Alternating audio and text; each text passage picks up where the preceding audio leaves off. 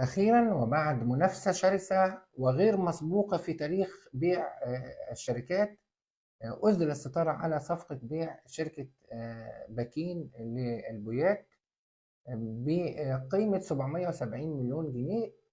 فازت بها شركة الأصباغ الإماراتية الوطنية، وخسرتها للأسف شركة إيجل كيميكالز المصرية اللي كانت داخلة معاها في منافسة شرسة في الحقيقة.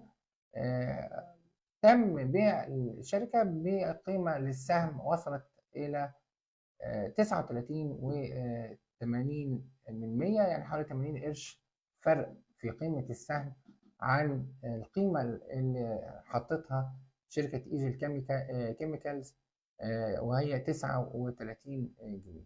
عايز أفكر حضراتكم إن بدايات المزايدة على هذه الشركة كان دخل فيها 5 شركات، بدأت ب 16 جنيه للسهم ثم قفزت إلى 34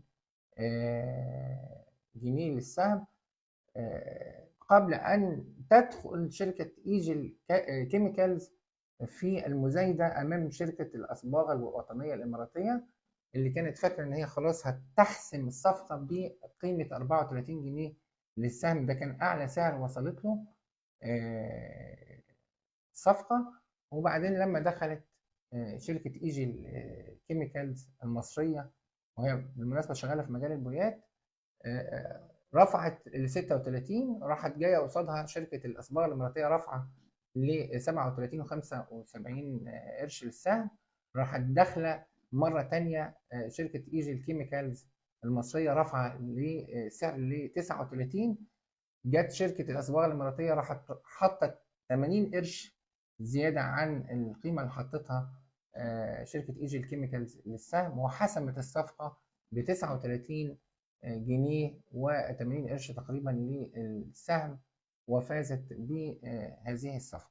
طبعا انا عايز اشكر في الحقيقه شركه ايجل كيميكالز، لولا تدخلها ولو لم تزايد امام الشركه الاماراتيه وبكل قوه، اعتقد ما كناش وصلنا لهذا السهم هذا السعر، وكان ممكن تتباع ب 34 جنيه للسهم.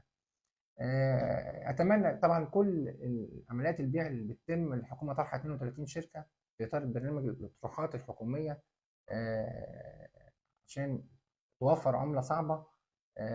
اتمنى ان يكون كل الصفقات فيها منافسه بهذا الشكل. لكن عايز اقول لحضراتكم عن السر وراء المنافسة الشرسة بين شركة الأصباغ الإماراتية وشركة إيجل كيميكالز على شركة باكين، وهو وجود مساحة مملوكة للشركة من الأرض تبلغ حوالي 51 ألف متر، تصلح كتجمع سكني أو إقامة تجمع عقاري، من شأنه أن يحقق عدة مليارات دخل للشركة الفائزة بالصفقة لو تم هذا المشروع.